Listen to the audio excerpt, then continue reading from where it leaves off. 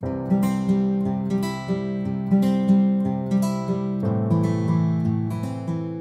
να συνδέσουμε το mail που έχουμε στο Πανελλήνιο Σχολικό Δίκτυο με ένα mail που χρησιμοποιούμε πιο συχνά, ώστε εκεί να λαμβάνουμε ό,τι μας στέλνουν στο School.gr, ακολουθούμε τα εξής παρακάτω πολύ απλά βήματα. Πρώτα απ' όλα συνδεόμαστε με το λογαριασμό μας, με όνομα χρήστη και κωδικό που έχουμε πάρει από το Πανελλήνιο Σχολικό Δίκτυο.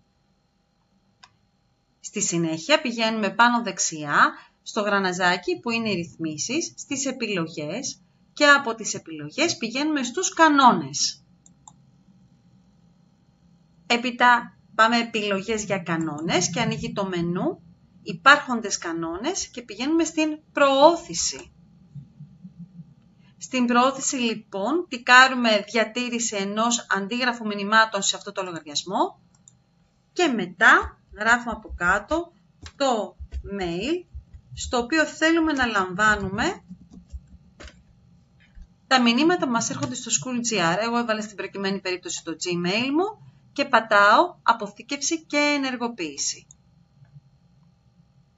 Και είμαστε έτοιμοι.